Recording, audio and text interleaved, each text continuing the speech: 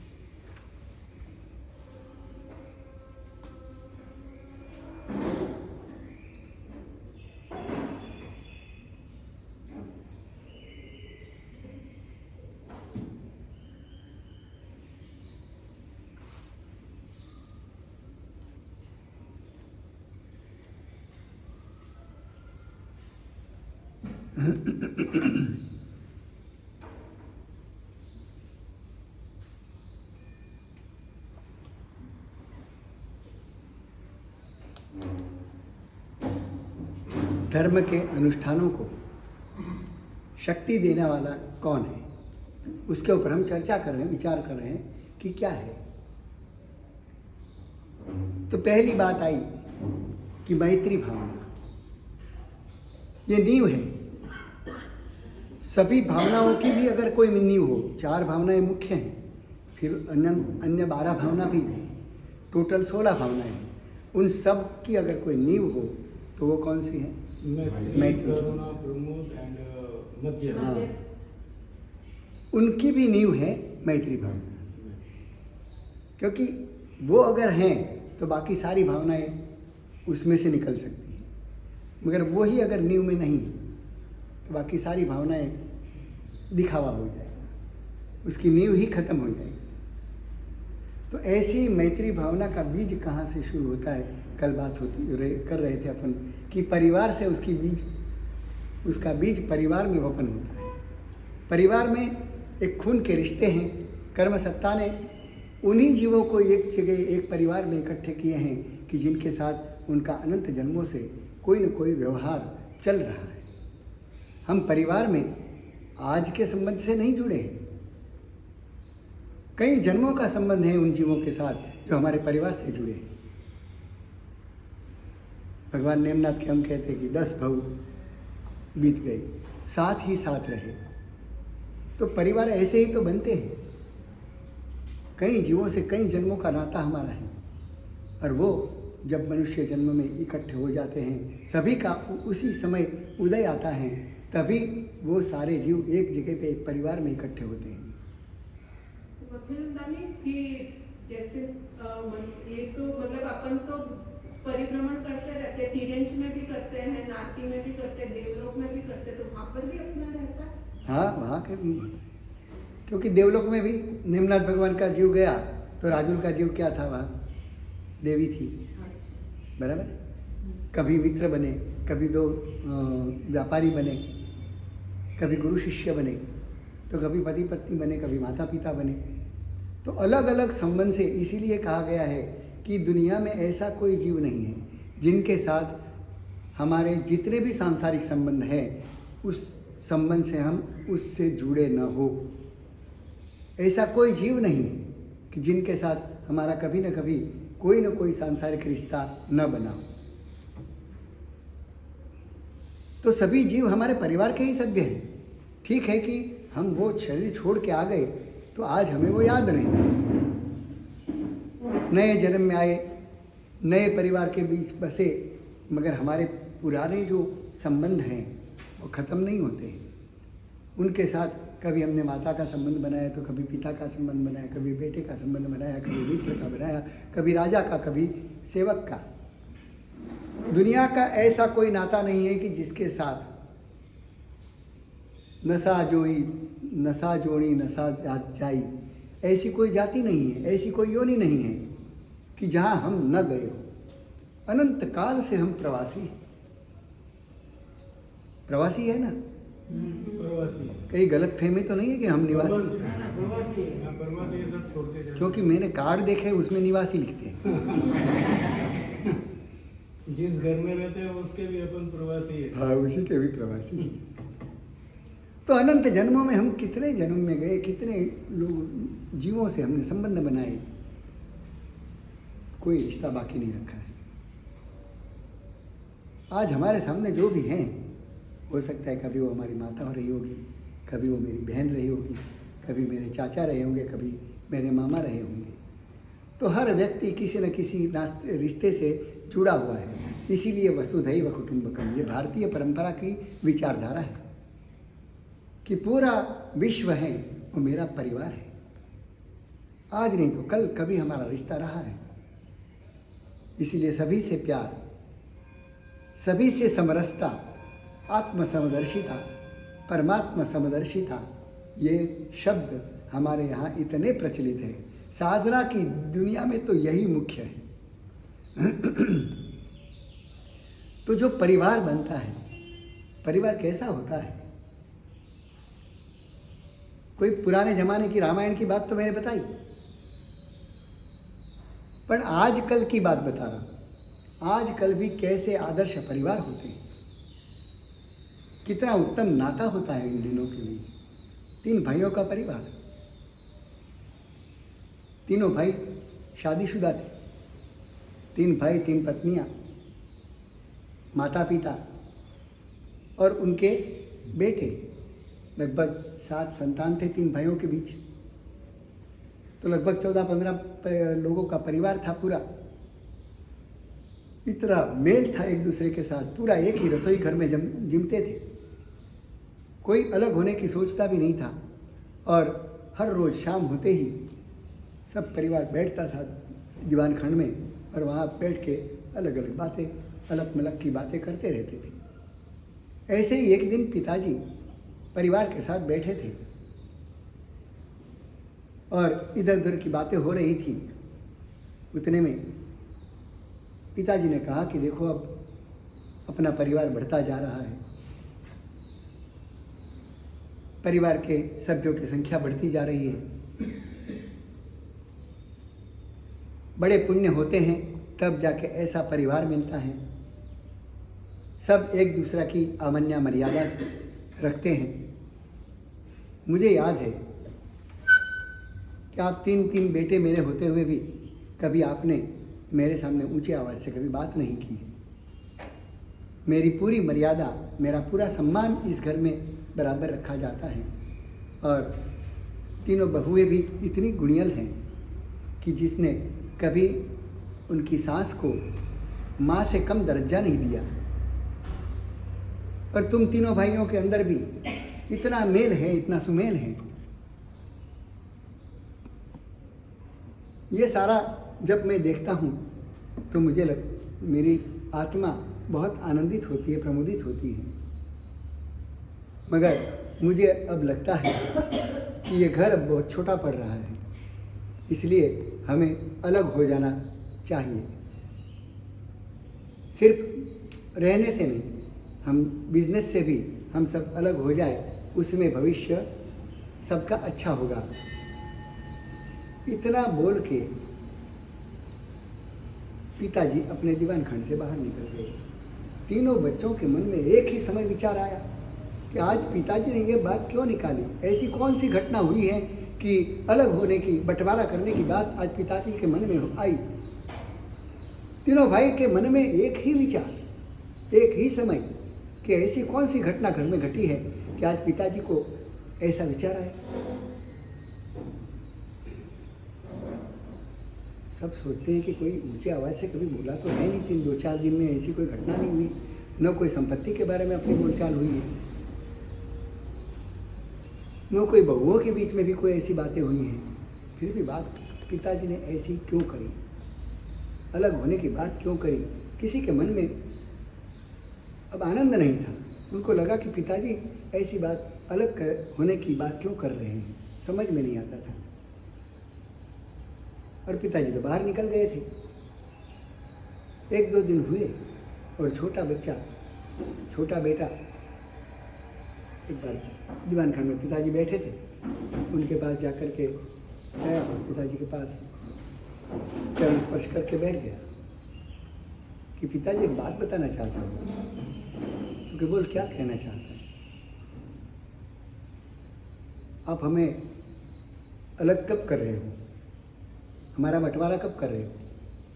तो कभी सोचा नहीं है, तो मैंने खाली एक मेरा विचार रखा, कोई जल्दबाजी नहीं है, कल के कल हो जाए ऐसी कोई बात भी नहीं है। ये तो एक मुझे विचार आया तो मैंने सबके सामने रख दिया है, उसको कोई इतनी गंभीरता से लेने की ज़रूरत नहीं है। तो वो बेटा बोलता है कि पिताजी फिर भी आप ऐसी बात करते हो तो कुछ तो तुम्हारे मन में होगा, अब बंटवारा कब करने जा रहे हो? तो सोचा नहीं है, देखेंगे, कुछ लगेगा तब मैं बोल दूंगा। तो कहना पिताजी मुझे बताओ, और अगर बंटवारा करना चाहते हो तो एक बात साफ साफ सुन लेना कि संपत्ति का जो बंटवारा होगा वो मैं मेरी तरीके से ही करूँगा, मैं और किसी का सुनूंगा नहीं। और जो बंटवारा मैं करना चाहूँ वो तुम सबको स्वीकार्य होगा। अगर ये बात आपको कबूल मंजूर है तो मुझे बंटवारे में इंटरेस्ट है, नहीं तो मैं बंटवारा करना नहीं चाहता। पिताजी के दिल में एकदम ये बात चुभने जैसी लगी कि एक तो ये छोटा है, उससे बड़े 2 भाई हैं, हम माता पिता उसके बैठे हैं, निर्णय हम करेंगे कि ये बच्चा करेगा। संपत्ति में बंटवारा कितना किसको क्या देना है वो हम बड़े बैठे हैं। और उस समय ये छोटा भाई, छोटा बच्चा आकर के मुझे कहता है कि बंटवारा मैं मेरी तरीके से करूँगा और किसी की बात मैं सुनूंगा नहीं, और मेरी बात आपको सबको अगर स्वीकार्य है तो ही बंटवारा मंजूर है, नहीं तो मैं बंटवारा करना ही नहीं। और पिताजी एक बात बता देता हूँ, आप भी अपने दोनों मेरे बड़े भाई से भी बात कर लेना, वो भी इसमें कबूल मंजूर हो तो अपन बंटवारे के लिए सोचेंगे, नहीं तो हमको करना नहीं है। पिताजी बड़े असमंजस में पड़ गए, बड़ी उलझन में पड़ गए कि अब क्या करें। ये ऐसी बात एक छोटा भाई आज तक कभी इसने मेरे सामने कोई आवाज़ नहीं उठाई है, और पहली बार इतनी बड़ी बात बता दी। क्या इसको किसी ने चढ़ाया होगा, किसी ने कानाफूसी की होगी, ये क्या संपत्ति ज़्यादा ऐंठ लेना चाहता है? कई प्रकार के विचार आएंगे। ऐसी जब घटना होती है तो क्या क्या विचार आते हैं? ऐसा ही होता है। हाँ, नेगेटिव विचार आते हैं कि क्या करेगा ये, इसका क्या भरोसा।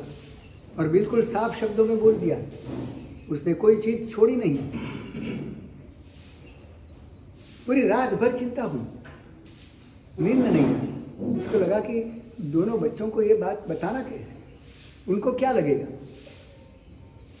ये जो माहौल अभी घर में इतना प्यार भरा है, इतना स्नेह भरा माहौल है, ये कहीं इस बात से बिगड़ न जाए। पिताजी को उसकी बड़ी चिंता थी।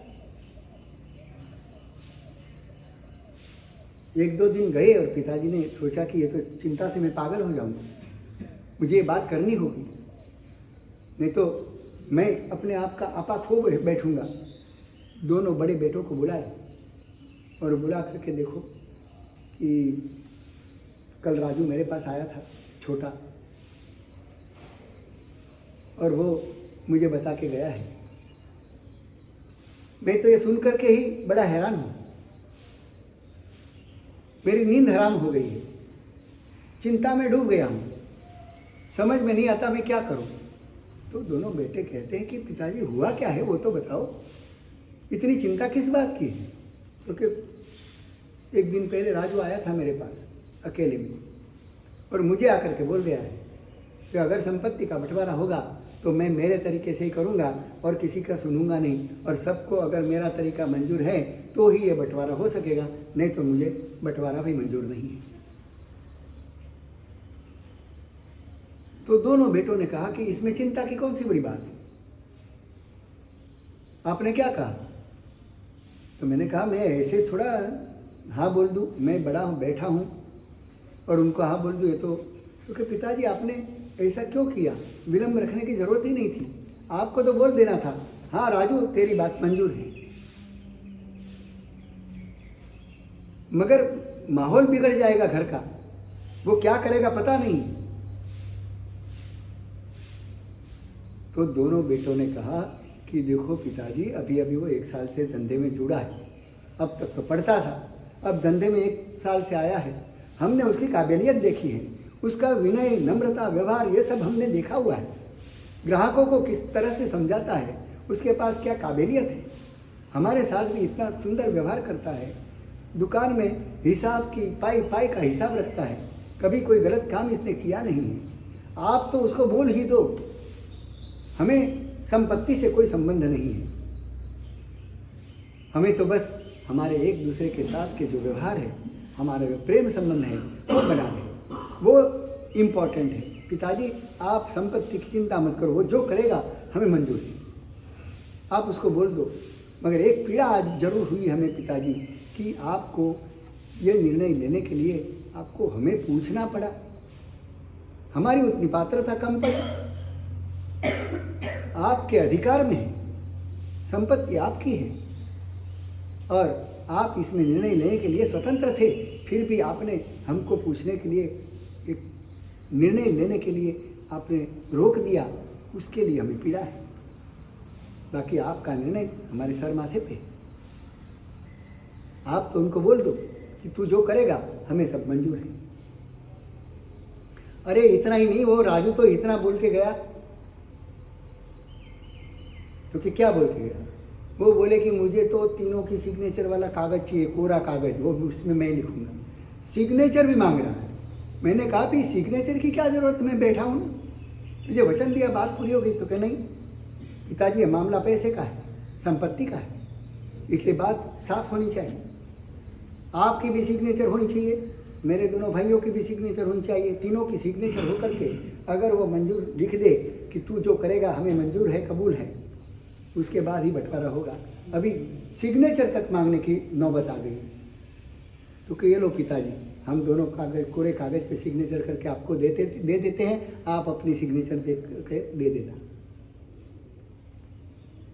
तो कि कब अपने को इकट्ठा होना है, तो कि 5 दिन के बाद।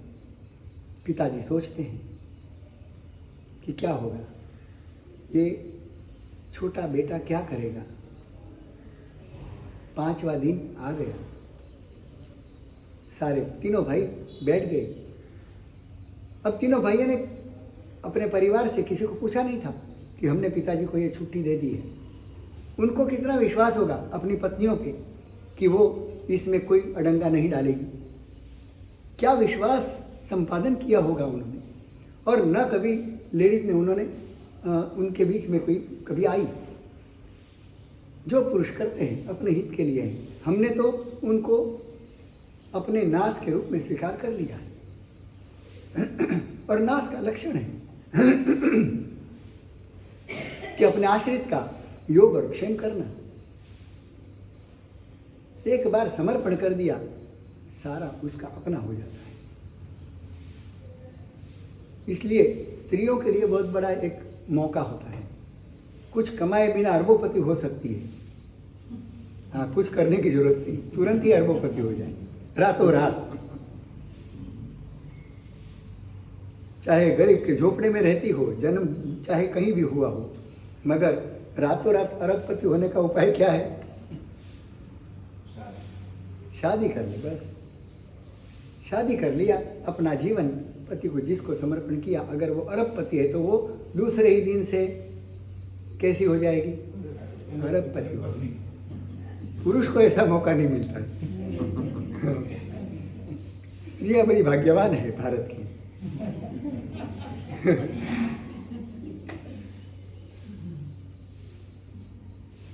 कितनी समर्पण में ताकत है। देखो, तुमने जीवन भर जो कमाया उसमें बिल्कुल पूरा हिस्सा, आधा भी नहीं, हाँ पूरा हिस्सा मालकिन बन जाती है। ये समर्पण की ताकत है। ये पारिवारिक संपत्ति में उसका जो हिस्सा है, भारत ने उसे जो हक दिया है, कितना बड़ा दिया है। ये समर्पण धर्म में क्या ताकत है। तो ये परिवार 5वां दिन आया, बस 3 भाई और पिताजी इतने ही बैठे। आज कितना बड़ा निर्णय होने वाला था। संपत्ति का बंटवारा होने वाला है। अपने घर में अगर ऐसा बंटवारा होता तो कितने लोग हाजिर रहते हैं परिवार के? हाँ, छोटे बच्चे से लेके सब, हाँ, लेडीज जेंट्स बच्चे जवान सब जितने घर में हैं सभी उपस्थित। मगर वो परिवार था, एक दूसरे पर इतना विश्वास था। बस 3 भाई और पिताजी बैठ गए। पिताजी ने कहा कि राजू, तूने जो कहा था हमको कबूल है। तू जो संपत्ति का बंटवारा करना चाहता है, तेरा तरीका हमें मंजूर है। बोल अब क्या करना है। तो पिताजी, सिग्नेचर वाला कागज है? तुरंत वो कागज निकाल के दिया। उसने कागज में देख लिया, दोनों भाइयों की भी सिग्नेचर थी, पिताजी की सिग्नेचर थी। कागज देख करके अपनी जेब में रख दिया। अब एक बार वापस पूछता हूँ, तुमने जो सिग्नेचर की है बराबर होश हवास के साथ की है ना? हाँ, अब जो मैं करूँगा वो तुम्हें मंजूर है, ये मैं मान लेता हूँ क्योंकि तुमने लिख के दे दिया है। तो तीनों ने कहा कि राजू तू जो करेगा हमें मंजूर है। और राजू ने कहा कि देखो पिताजी, अब मैं फैसला सुनाने जा रहा हूँ। अभी फैसले के पहले जो भी तुम्हें सफाई करनी हो, कोई भी बात बतानी हो तो बता दो, बाद में फैसला बदलेगा नहीं, जो रहे बोलूँगा वही होगा। पिताजी ने कहा कि राजू तू बोल दे, बस तू जो करना चाहता है हम स्वीकार करने के लिए तैयार हैं। और राजू ने कहा कि देखो पिताजी, लगभग 1 करोड़ के आसपास की अपनी संपत्ति है, उसमें जिसकी जितनी 3 हिस्से होंगे, जिसकी जितनी उम्र है उतने लाख उसको दे दिया जाए। बड़े भाई की उम्र 42 साल की थी, बीच वाले भाई की 32 और इसकी 24। लगभग कितना हुआ? हाँ हाँ, लगभग 100 के आसपास, 1-2 करोड़ इधर उधर रहे होंगे। तो कि जितनी जितनी जिसकी उम्र है उतनी संपत्ति उसको दी जाए, ये मेरा फैसला है। पिताजी ने कहा कि ये ऐसा कैसे? तो कि बिल्कुल न्यायी फैसला है, मैं तो आजकल का आया हुआ हूँ, ये बिजनेस को जमाया किसने? मेरे बड़े भाई ने। तुमने इतनी मेहनत की। मेरे बड़े भाई को मैंने देखा है कि कितनी रात रात दिन दिन बाहर बाजार में घूमता रहा है। कभी खाने का ठिकाना नहीं, पीने का ठिकाना नहीं। व्यापारियों के कैसे कैसे वचन सुन करके इस बिजनेस को इतनी ऊंचाई तक पहुंचाने का काम मेरे बड़े भैया ने किया है। पूरी मेहनत तो इस बिजनेस के नींव में मेरे भाई की है, बड़े भाई की है। उसने कितने सालों तक इसको बिजनेस को जमाने में लगाए हैं। पूरा संघर्ष उसके जीवन में आया है इस बिजनेस को यहाँ ऊंचाई तक पहुँचाने के बाद। उसके बाद मेरा मंझला भाई आया और उसके बाद मैं तो अभी 1 साल पहले ही, खाली 1 साल बिजनेस में आने मात्र से मेरा पूरा हिस्सा नहीं हो सकता। जिसकी जितनी मेहनत है उसके अनुसार उसको मिलना चाहिए। अब ऐसा करने के बाद दोनों भाई, पिताजी छोटे भाई को गले लगा रहे हैं कि क्या तेरा निर्णय है, क्या तेरी उदारता है, क्या तेरी विशालता है और क्या तेरी विचारों की पाकड़ता है। और जब उनकी पत्नियों को समाचार मिला कि अपना, अब सोचो उस परिवार में राजू भाई के लिए कैसा सम्मान का भाव बना। परिवार कैसा होता है?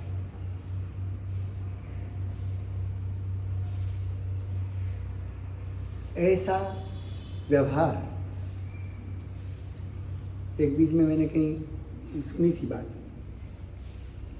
कि पति पत्नी एक दूसरे के प्रेम में पड़े और शादी हो गई। शादी होने के बाद कुछ सालों तक तो बहुत अच्छा चला, मगर 2-4 साल के बाद पति के मन में पत्नी के प्रति थोड़ा सा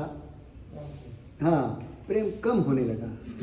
उसके प्रति घृणा और तिरस्कार का भाव धीरे धीरे पनपने लगा और दोनों के बीच इतनी बड़ी दरार पड़ गई कि अब मामला डिवोर्स लेने तक पहुंच गया।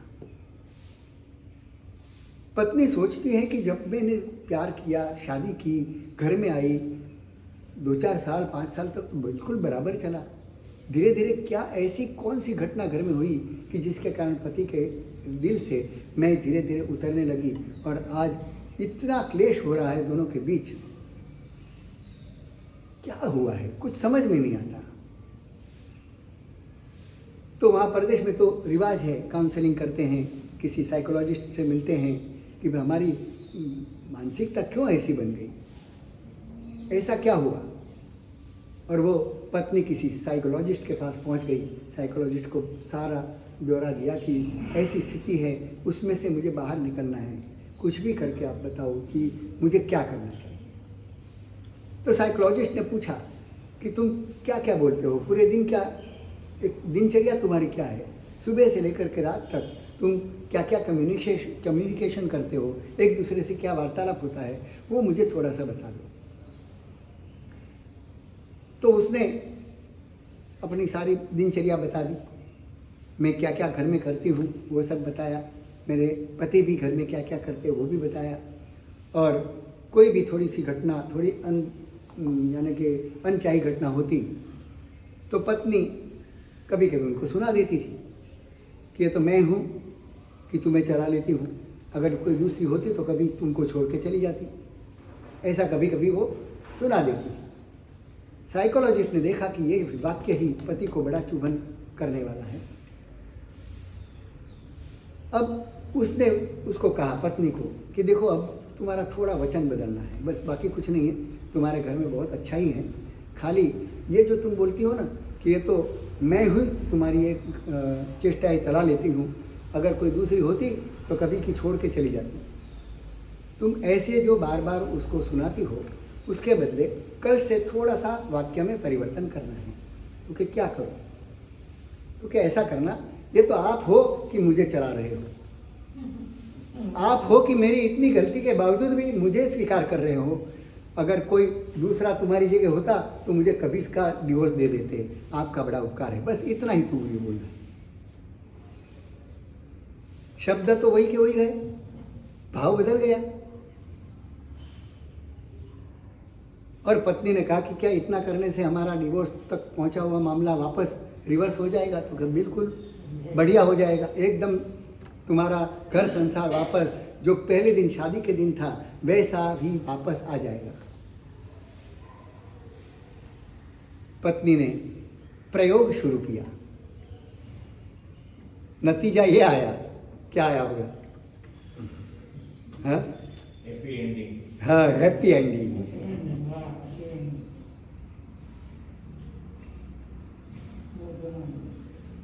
बस ऐसे ऐसे कोई शब्द हमारे जीवन में होते हैं जो हमारे परिवार को तहस नहस कर देते हैं।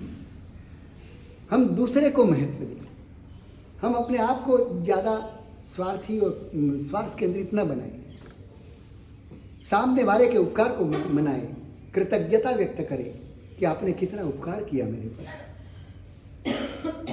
मेरी कितनी गलतियां आप चला लेते हो। ये तो हम गलतियां चलाते, वो सुनाते रहते कि तुम्हारी इतनी गलतियां मैंने माफ़ कर दी, और उसने क्या किया वो तो पता ही नहीं। उसने क्योंकि हम तो गलती वाले हैं ही नहीं, जो भी गलती हो सामने वाले से होती है, हमारे से तो गलती कभी होती ही नहीं। ये जो मूलभूत मान्यता है और सेंस ऑफ ग्रेटिट्यूड बहुत बड़ी बात है। दूसरे के उपकार को हमेशा याद रखना, कभी नहीं भूलना। ये जो सेंस ऑफ ग्रेटिट्यूड है वो बहुत बड़ा गुण है। ये अनुमोदना का गुण है कि आपने इतना काम किया, आपने उपकार किया, मैं कभी नहीं भूल सकूंगा। मैंने एक बार गुरुदेव को पूछा था कि भारत में इतना धर्म है, इतने धर्म के दर्शन हैं, और भारत में इतने धर्म पुण्य वगैरह सब कुछ होता है, परोपकार के काम होते हैं, ये सब होते हैं, फिर भी भारत में उतनी संपत्ति नहीं है जितनी आंध्र प्रदेश में है। भारतीय लोग धर्म प्रधान देश में जन्म लेने के बावजूद परदेश की ओर जा रहे हैं, क्या कारण है? वहाँ इतना सुख संपत्ति होने का कारण क्या है? तब मेरे गुरुदेव ने मुझे बताया था कि वहाँ दो धर्म की आराधना बहुत अच्छी होती है, हमारे यहाँ उसकी बड़ी उपेक्षा है। मैंने बोला ऐसा कौन सा धर्म है कि जो वहाँ धर्म करते हैं वो धर्म हम नहीं करते हैं? तो कि वहाँ अनुमोदना और मिच्छामि दुक्कडम की साधना जबरदस्त है। आभार मानना, कोई भी काम छोटा सा भी अगर किसी ने किया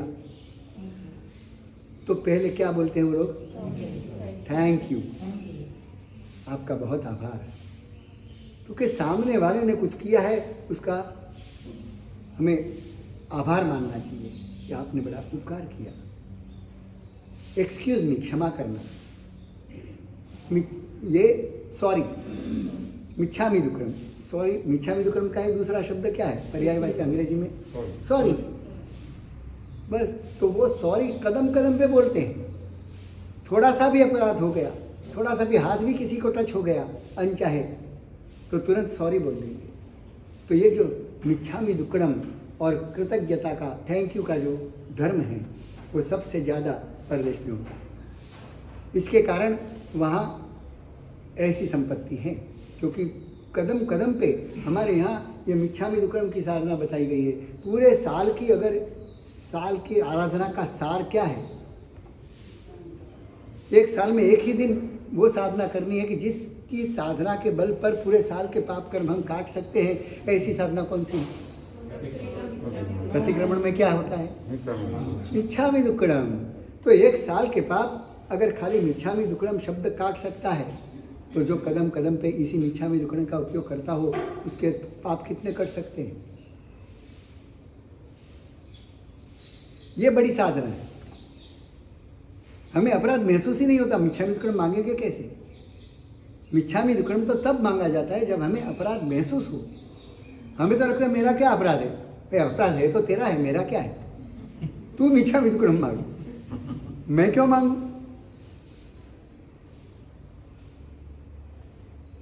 हमें मालूम ही नहीं पड़ता कि हमने कोई अपराध किया है। तो जीवन के कदम कदम पे हम किसी का ना किसी का कुछ ना कुछ छोटा बड़ा अपराध करते ही रहते हैं, कभी मन से, कभी वचन से, कभी काया से, कभी व्यवहार से। कितने अपराध करते रहते हैं। कितनी अप्रिय चीज़ें हम दूसरे के लिए करते रहते हैं, और वो भी सबसे ज़्यादा उसके प्रति करते हैं जिसके प्रति हमारा प्यार होता है, जिसने हमारे ऊपर बड़ा उपकार किया है। जितना माँ बाप को त्रास दे सकते हैं, पीड़ा दे सकते हैं, उतने हम किसी और को दे सकते हैं। सबसे उपकारी अगर इस विश्व में अपने लिए कोई हो तो कौन है? माता पिता है। और माता पिता को कभी हमने पूछा कि पिताजी मेरे सारे व्यवहार से आप प्रसन्न हो? मम्मी आप मेरे व्यवहार से बड़ी राजी हो? कभी पूछा? न तुमने पूछा, न मैंने पूछा, मैंने भी कभी नहीं पूछा। हम तो यही समझते हैं कि भाई माता पिता तो हमेशा अपने से राजी ही है, कोई कैसा भी व्यवहार करे। ये उनका कर्तव्य है। हाँ, ये या तो कर्तव्य है। हाँ, वो कुछ करते भी है तो कर्तव्य में खपा देते हैं, उपकार में नहीं। उसको हम उपकार मानते ही नहीं। और माता पिता ने तो उपकार ऐसी दशा में किया है कि जब हम उपकार कर रहे हैं ये भी समझ में नहीं आता था। बिल्कुल अबोध दशा, बचपन की दशा हमारी कैसी थी। अगर कोई कौवा भी हमारे पास में बैठ जाए और हमारी आंख फोड़ दे तो उड़ाने की भी तमा नहीं थी। उतना भी ज्ञान नहीं था कि हम इस कौवे को उड़ा दें जिससे मेरी आंख बच जाए। इतनी भी समझ नहीं थी। ऐसे समय में भी इस माता पिता ने हमारे ऊपर कितना उपकार किया है, कितनी सुरक्षा और कितना ध्यान रखा है। वो माँ रसोई करते करते हमारा ध्यान रखती थी। भले 4 दीवार के अंदर थी और हम बाहर घुटने के बल पर इधर उधर रेंगते थे, उस समय भी माँ को सतत चिंता रहती थी कि अब बच्चा सीढ़ी के पास पहुँच गया होगा। वो रोटी करते करते आधी रोटी जलती हुई छोड़ करके दौड़ करके अपने को सीढ़ी के पास, और उसका अंदाज़ा बिल्कुल बराबर पड़ता था। उसको पता ही था कि ये बच्चा उधर ही जाएगा। बार बार समझाने के बावजूद भी हमने वही किया जो उन्होंने मना किया, वही करते आए। और उस माँ ने कितना ध्यान रखा है, तब जाके आज हमारा शरीर इतनी उम्र तक पहुंच पाया है। और कभी उस माता पिता का उपकार तक नहीं माना। कभी हमने ये 2 शब्द से कहा भी नहीं कि मम्मी तेरा उपकार मैं कभी नहीं भूलूंगा, पापा आपका बहुत बड़ा उपकार है। हमने ये कृतज्ञता कभी अपने अत्यंत उपकारी व्यक्तियों के प्रति भी कभी व्यक्त नहीं की।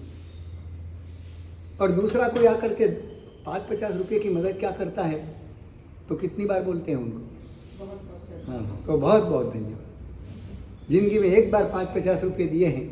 कभी किसी ने अपनी उंगली पकड़ के कहीं नौकरी पे लगा दिया है तो 50 लोगों के बीच में कहेंगे कि भाई इसने मेरा हाथ पकड़ा है, इसने मेरे कठिन दिनों में मेरा हाथ पकड़ के मुझे ऊपर चढ़ाया है। इनको याद कर करके जाहिर में भी बोलते हैं, और यहाँ प्राइवेट में भी कहते नहीं हैं। जाहिर में की तो बात छोड़ो, हाँ, प्राइवेट में अकेली मम्मी को भी कभी कहा, कोई सुनने वाला नहीं है तो भी नहीं कहते। और वहाँ हजारों लोगों को सुनाते फिरते हैं। ये हमारी कैसा हमारा व्यवहार है, हमारा परिवार कैसे उत्तम बने, ये सभी चाबियाँ हैं कि हम एक दूसरे को अनुमोदना करें। घर में परिवार में कौन क्या क्या नहीं करता हमारे लिए। मेरे भाई ने मेरे लिए क्या किया, मेरी बहन ने मेरे लिए क्या किया, तुम्हारे पति ने हमारे लिए, तुम्हारे पति ने तुम्हारे लिए, सारी आपकी दौलत आपके नाम पूरी दौलत लगा आपको न्योछावर कर दी, देवी के चरणों में चढ़ा दी। हाँ, देवी के चरणों में चढ़ा दी तो भी उपकार नहीं मानते, तो भी उपकार नहीं मानते। कभी शिकायत ही शिकायत रहती वो है। तो शादी करके लाया। हाँ, वो तो उनका फर्ज है, उनकी फर्ज है। मैं भी मेरे माँ बाप को छोड़ के आई हूँ, कोई मैंने थोड़ा कम त्याग किया है। तुम्हारे पीछे मैं यहाँ आई हूँ तो मेरे माँ बाप को, भाई को, बहन को, मेरे परिवार को, गांव को, सब कुछ छोड़ करके आई हूँ। ये गिनाते हैं कि मैंने क्या क्या छोड़ा है, मगर तुमने मेरे लिए क्या क्या किया वो कभी गिना है? हम अपना गिनाते रहते हैं, अपना गाना गाते रहते हैं। तुमने क्या किया उसका कभी उच्चार तक नहीं करते, कभी हम उसका शब्द तक बोलते नहीं हैं। तो ये अनुमोदना, ये जो हम कहते हैं ना मैत्री, प्रमोद, करुणा, माध्यस्थ, तो ये अनुमोद अपने मैत्री, प्रमोद। प्रमोद क्या है? दूसरे ने कुछ अच्छा किया है उसके देख करके राजी हो जाना, आनंद में आ जाना, वाह तुमने कितना अच्छा काम किया, मैं ये नहीं कर पाता, तुमने बहुत सुंदर किया। ऐसे दो शब्द बोलने में भी हम इतने लोभी हैं। पैसे तो नहीं दे सकते मगर अनुमोदना भी दे सकते हैं। शब्द भी हमारे बहुत कीमती हैं। तुम पैसे दो, उससे भी अगर ऐसे शब्द दे दो तो कितना मिल जाएगा। एक भिखारी था, भीख मांग रहा था, एक आदमी आया, उसने अपनी जेब में हाथ भी डाला मगर पैसा निकला नहीं। उसने भिखारी को कहा कि यार आज मुझे क्षमा कर देना, रोज़ तो मैं कुछ लेके आता हूँ मगर आज भूल गया, आज मैं तुझे कुछ नहीं दे सकता। बड़ा दुख हो रहा है कि रोज़ तुझे देता हूँ मगर आज मैं कुछ ला नहीं सका, याद नहीं आया और मैं तुझे भूल गया। तो भिखारी ने कहा कि सेठ, आज तुमने मुझे जो दिया है ना, आज तक किसी ने नहीं दिया। तुम नहीं दे सकते हो, इसका दुख मेरे पास व्यक्त कर रहे हो। लोग कहते हैं कि ये भिखमंगा कहाँ से आया, ऐसे ऐसे शब्द सुनता आया हूँ, और आज तुमने अपने दुख की बात की कि मैं तुझे दे नहीं पाया, उसका मुझे आज दुख हो रहा है। बस ऐसे शब्द। इतना व्यवहार भी अगर हमारा अच्छा हो जाए तो कितना आनंद आ जाए।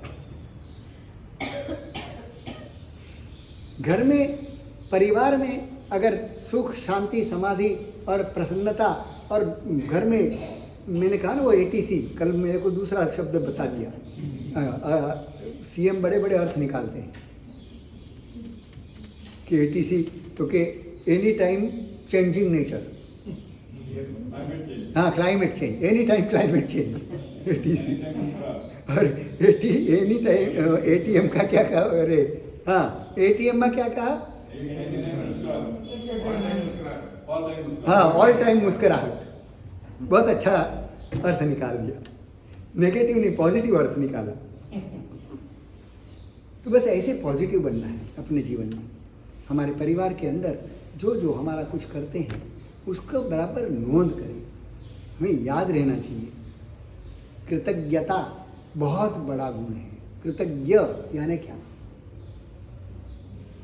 किए हुए उपकारों को जानना, याद रखना। कृतज्ञ, ये उपकार को फेरने की बात नहीं है, प्रति उपकार करने की बात नहीं है। शास्त्रों में ये बात नहीं बताई, वो तो तुम्हारी शक्ति हो तो करो, नहीं कर सको तो कोई बात नहीं। प्रति उपकार ना कर सको उसको माफ है, मगर प्रति उपकार को भूल जाना बड़ा बड़ा गुनाह है। तुम अनुमोदना नहीं कर सकते हो, इसीलिए उसका दूसरा छोर आता है। जब प्रसन्नता नहीं होती तो क्या होता है? उसका दूसरा छोर ही रहेगा ना। प्रसन्नता नहीं है यानी क्या है? दुख है। तो बस जब उसका एक छोर नहीं है तो दूसरा छोर होगा ही होगा। अभी रात नहीं है तो उसका मतलब क्या है? दिन है। दिन है बोलने की जरूरत नहीं, रात नहीं है का मतलब ये हुआ कि दिन है। समझ में आता है कि अगर एक नहीं है तो दूसरा होगा ही। ये दोनों साथ में ही होते हैं, या तो ये रहता है या तो ये रहता है। ये दोनों के बिना ऐसी कोई अवस्था ही नहीं है कि तुम उन दोनों के बीच में रह सको, ऐसी अवस्था ही नहीं। तो एक नहीं है उसका मतलब दूसरा नहीं है, होगा ही। अगर तुमने अनुमोदना नहीं की तो क्या रहेगा? तो क्या करोगे? अनुमोदना नहीं कर रहे हो तो क्या करोगे? मतलब आप में ज्वेलसी है, निंदा करोगे। निंदा करें। अनुमोदना का दूसरा छोर कौन सा है? निंदा। अगर तुम अनुमोदना नहीं कर पाओगे तो निंदा करोगे। हम तो उल्टा कहते हैं ना। हाँ, हम तुम निंदा करते हो। इसलिए हाँ? अनुमोदना। नहीं, अनुमोदना नहीं करते तो अनुमोदना नहीं करोगे तो निंदा ही आएगी। हाँ। तटस्थ भाव में भी अनुमोदना करवाएंगे जब आप तटस्थ तो निंदा बहुत करोगे। ऊंची कक्षा है। वो अपना तो अभी सपना भी रहे तो अच्छा, सपने में भी ऐसी भावना रहे तो अच्छी बात है। अच्छा। तटस्थता की प्रयोग में लाना तो बहुत बड़ी बात है। माध्यस्थता कोई सामान्य घटना नहीं है। बिल्कुल यानी घड़ी में चाबी भी भरी है और वो पेंडुलम इधर से उधर जाए नहीं, हो सकता है? चाबी भरी हुई है तो पेंडुलम इधर उधर होगा ही, या तो उधर जाएगा या उधर, बीच में रुकेगा नहीं। आप रोक नहीं सकते। हाँ, रोक नहीं सकते उसको। वो इसलिए अगर तुम उदासीन धर्म, हो जाओ। व्यवहार, धर्म, इसीलिए तो बताया गया है कि हमारी कक्षा अब निश्चय धर्म की, उस कक्षा को हमने अभी प्रकट नहीं किया है। अंदर सत्ता में सब कुछ पड़ा है, मगर अब जब तक प्रकट नहीं होता है तब तक जो प्रकट होता है वो कौन सा होता है? जो मूल स्वभाव प्रकट नहीं किया तो विकृत स्वभाव प्रकट होगा ही, वो तो आना ही।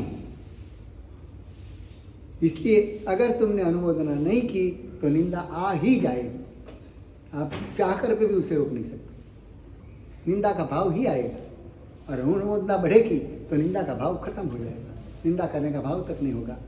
तो ये दोनों छोरों को समझ लो, दोनों एक ही बाप के छोरे हैं, छोर या छोरे जो कह रहे हैं। एक सिक्का है, अगर तुम किंग बताओगे तो पीछे हाँ, किंग और टॉस क्या होता है? Head and tail. हाँ, Head and head and tail। Tail. अगर तुम हेड बताते हो तो टेल नहीं दिखेगी, टेल बताओगे तो हेड नहीं दिखेगी। दोनों एक में ही है, भिन्न नहीं है, एक में ही अभेद भाव से रहे हुए हैं। ऐसे निंदा और अनुमोदना दोनों एक अभेद भाव से है। इसलिए एक दिखेगा तो दूसरा शांत रहेगा, दूसरा दिखेगा तो ये शांत हो जाएगा। अब किसको तुम्हें जगाना है? तो तुम्हारे मन से। तुम निंदा को जगाना चाहे तो निंदा ही हो, और तुम अनुमोदना को जगाना चाहो तो अनुमोदना होगी। तुम क्षमा मांगना चाहो तो गुस्सा नहीं आएगा, और गुस्सा करना चाहो तो क्षमा नहीं आएगी। हम किसी की अनुमोदना वो नहीं कर करुणा रहे हैं भावना और है। शांत रह रहे हैं तो भी तुम्हारी उपेक्षा है। उपेक्षा। हाँ, क्योंकि तुम्हारा काम कर रहा है और तुम उसकी अनुमोदना, सेंस ऑफ ग्रेटिट्यूड नहीं है तुम्हारे पास, वो उपकार की भावना, उन्होंने जो कुछ भी किया है उसके लिए तुम्हारे मन में आभार का भाव नहीं, थैंक्स नहीं है। मतलब क्या है? उपेक्षा है। तुम करते रहो, मुझे कुछ फर्क नहीं पड़ता। तो तुम पत्थर हो गए, पत्थर को भी कुछ नहीं होता। हाँ, वो मैं बताऊंगा अभी तो। उदासीन होना। हाँ, प्रतिदिन उपकार हृदय से तो होना चाहिए। भले तुम बार बार बोलोगे नहीं, मौका आने पर बोलने को भी पीछे नहीं पड़ेंगे, मगर मौका नहीं है तो बार बार उसका जाप थोड़ा करना है। नहीं, जैसे कि हमारे घर में हमारी मेड आती है, सर्वेंट आती है, तो वो भी तो हमारा इतना हेल्प करती है, तो उसके प्रति भी प्रतिदिन उपकार की भावना होनी चाहिए। क्योंकि तुम तो ज़्यादा से ज़्यादा क्या 100, 200, 500, 1000, 2000, 5000, 10,000 रुपये दे दोगे। खाली रुपये से कोई आदमी को खरीदा नहीं जा सकता। अगर वो दिल से करे तुम्हारा काम तो कितना उपकार मानना चाहिए। मैं तो कहता हूँ कि कभी कभी तुम्हारा नौकर तुम्हारे बेटे से भी ज़्यादा तुम्हारी सेवा करता है। कौन ज़्यादा सेवा करता है? नौकर की बेटा। जिसको तुम संपत्ति का, पूरी संपत्ति का मालिक बनाने वाले हो, वो उतनी सेवा नहीं करता। वो तो तुम्हारे सामने भी बोल देगा, तुम्हें बड़ी पीड़ा हो ऐसा भी व्यवहार करेगा, मगर नौकर कभी करेगा? तो अभी हम नौकर को कितना देंगे? नौकर का कभी उपकार मानेंगे? यार तू तो मेरे बेटे से भी ज़्यादा अच्छा मेरी सेवा कर रहा है। ऐसा कभी हमने नौकर को किया? कहा नहीं कहा। क्योंकि हम तो मानते हैं कि पैसा दिया तूने, ये किया क्या, ये तो सौदाबाजी है, उसमें क्या तूने कौन सा बड़ा उपकार किया? इसमें थैंक्स की बात ही नहीं है। मगर खाली जितना पैसा दिया है उतने उसके बदले में दूसरे नौकर की तुलना में ये नौकर कितना अच्छा कर रहा है, ये हमने कभी देखा? क्वालिटी सबकी अलग अलग होती है कि नहीं? एक आदमी को 500 रुपया तुमने तनख्वाह दे दी और वो जो काम करेगा, और एक अच्छा सज्जन आदमी उसको भी तुमने 500 तनख्वाह दी और वो जो काम करेगा, दोनों के काम में कोई अंतर होगा कि नहीं होगा? तो वो अंतर तुम्हें दिखना चाहिए, तुम्हें समझ में आना चाहिए। हाँ हाँ, कभी कंपैरिजन किया ही नहीं। हम तो यही समझते हैं कि पैसा दिया और तूने किया, उसमें कौन सा बड़ा उपकार कर दिया तूने।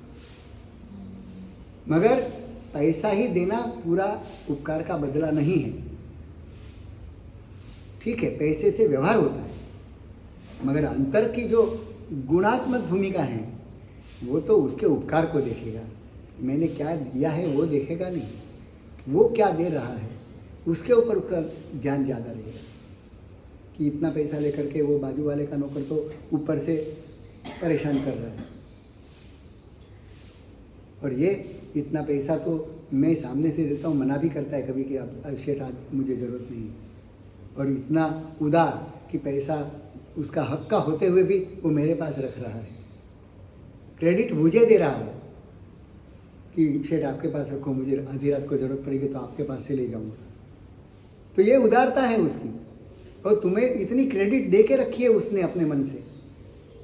ये सारा भी हमें दिखना चाहिए, और हम ये इतना पैसा देते उसके सामने वो काम भी कितना कर रहा है।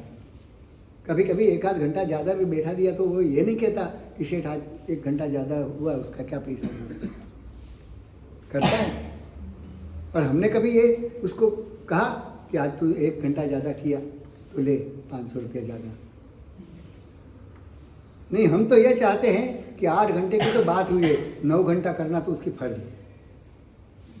अब बोल नहीं सकेगा भैया। सब्जी वाले के वहाँ हम सब्जी लेने के लिए जाते हैं, भाव भी पूरा कस लेते हैं, यानी पहले तो 50 रुपया बोलेगा, अरे 50 हो सकता है क्या, 40 में दे दे, और फिर वो 45 में तय हो जाएगा, ठीक है 45 में 1 किलो दे देगी। और 1 किलो वजन करने के बाद अरे यार 2 भिंडी तो डाल। एक तो भाव कस के कम करवाया, फिर 1 किलो पूरा लिया, वो भी बोले थोड़ा पल्ला नमता चाहिए, एकदम समान। न्याय तो ये कहता है कि जितना समान होना चाहिए पल्ला, उसके बदले उसमें 2 भिंडी पहले से ही ज़्यादा डाल के नमा दिया पल्ला, और फिर तुमने वो ज़्यादा तो वैसे ही पहले से ही ले लिया है, भाव में भी पूरा कस मार दिया है।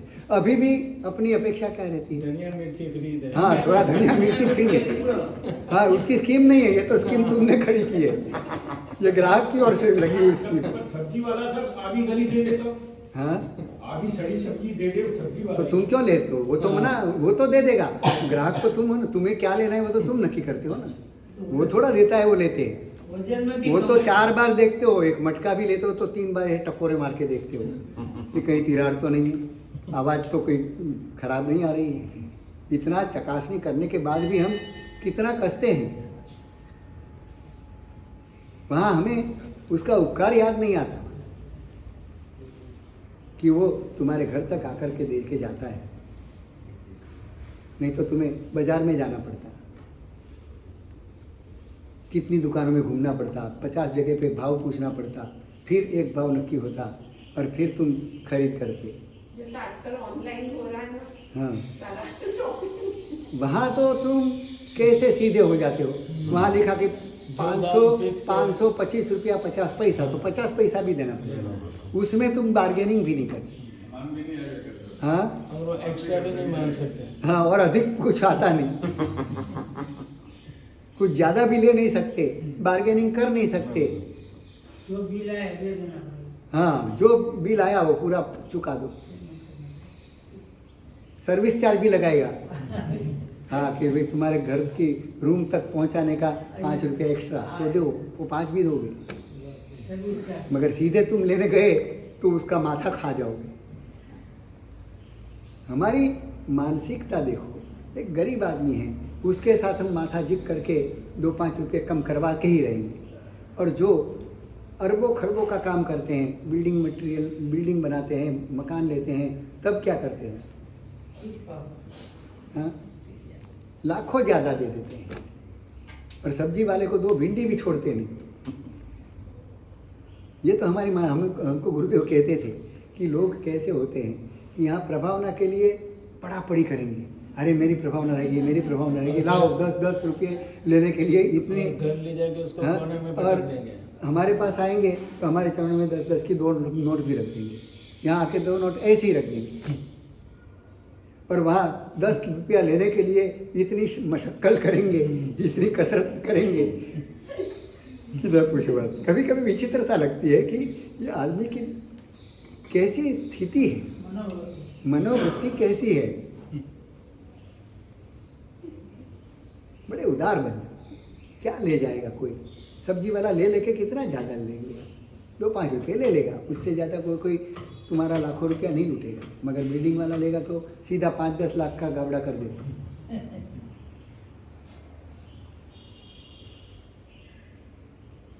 हमारे चित्त की उदारता, छोटे लोगों के प्रति तो हमारी उदारता वो ज़्यादा होनी चाहिए। भाई इसको तो ज़्यादा ज़रूरत है, इसके पीछे क्या 2-5 रुपये के लिए झिक करना। रिक्शा वाले के साथ झिक करेंगे, अभी वो दिन भर रिक्शा चलाता है, बिना किसी काम के भी रिक्शा इधर से उधर ले जानी पड़ती है। वो उस पेट्रोल का तो पैसा कोई देगा नहीं, बैठने के बाद जो लगेगा उसी का पैसा मिलने वाला है। बाकी जो इधर से उधर ग्राहक के लिए ढूंढने के लिए उसको घूमना पड़ता है, उसका पैसा तो उसको ही लगाना पड़ता है।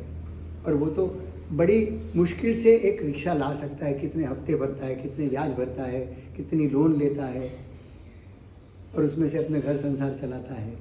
इतनी मुश्किलों के बीच में अगर वो काम करता है और कभी अपने पास से 5-25 रुपया ज़्यादा भी ले लिया तो खुश होकर दे लो भाई, अपने वैसे भी मदद करते हैं। ऐसे हम बड़े टिप टपोरे में 25,000 50,000 लिखवा देते हैं। तो ऐसे व्यक्ति जो हमारे संपर्क में आते हैं, हमारे लिए काम करते हैं, उनके लिए भी कुछ ऐसे ही छोड़ दो ना। वो टिप में नहीं आएगा, कागज़ में नाम नहीं आएगा तुम्हारा कि तुमने इधर 5 रुपया ज़्यादा दे दिया, इधर 25 रुपया ज़्यादा दे दिया। वो टिप टपोरे में नाम नहीं आएगा, मगर वो कर्म के हिसाब में चोपड़े में नोंद हो जाएगी कि इसने दूसरे जीवों के साथ कैसा व्यवहार किया है। और व्यवहार के अनुसार तुम्हारे कर्म बंधन वहाँ तो लिखे ही जाएंगे, तुरंत ही जमा उधार होता ही जाता है। वहाँ उधार नहीं, अभी किया अभी लिखा दे, अभी तुम्हारे खाते में स्क्रैच हो गया। कभी कभी क्या भाव दुगना बोलता है, गुना ये देना चाहिए। तो वो तो नेगोशिएट कर लिया ना। तुमने भाव तो नक्की कर लिया, तुमने भाव तो नक्की कर लिया कि भाई इतने में तुम्हें ले जाना है। अब उतने में भी हम जाने के बाद कितनी बार उसको परेशान करते हैं। एक बार नक्की कर दिया कि अब तुझे इतना लेना है, फिर क्या करेंगे मालूम है? मैंने तो ऐसे भी नहीं ऐसे नंग भी देखे हैं। तुमने तो नक्की कर लिया, तुमने रिक्शा में बैठे और कहीं जाने का 50 रुपया 100 रुपया भाड़ा नक्की कर लिया, बराबर है। अब बीच में कोई दूसरा हाथ करता है तो वो ले लेगा, तो तुम कहोगे अरे भाई तेरे को तो मेरा अकेले का 100 देना था, अब तो दूसरे को ले 50, सीधा आधा काट देंगे, भाई तेरे को तो मिल गया ना 100। ऐसा नहीं कि चलो तेरा नसीब है, दूसरा ग्राहक मिल गया तो 150 कमा लेना आज, मेरा तो 100 महीने तो देने का नक्की किया ही नहीं। उसमें भी हम हाँ, ये मनोवृत्ति कहाँ की? ये तो ठीक है उसके किस्मत का था और तुमने बैठने दिया, तुमने भी उदारता रखी कि वैसे तो मेरी रिक्शा है, मैंने तो 100 रुपया तुझे दे दिया, अकेले को बैठने का दिया है, तू दूसरे को वो पूछे भी तुमको कभी कभी कि शेठ अगर हाँ कहो तो बैठा दे। तो तुम्हारे में वो उदारता भी होनी चाहिए कि उसके आने से मुझे कोई भीड़ होने वाली नहीं है, बैठ जाओगे कोई दिक्कत नहीं। तो धर्म किसको कहते हैं? हर चीज़ में पैसे से नाप तोल करते रहोगे, कोई उदारता नाम का कोई गुण है? नाप तोल को हम कंजूसी कहते हैं, एक एक चीज़ में ज़्यादा। और वो कंजूस शब्द अच्छा नहीं लगता, इसलिए गुजराती लोगों ने उसको करकसर का नाम दिया।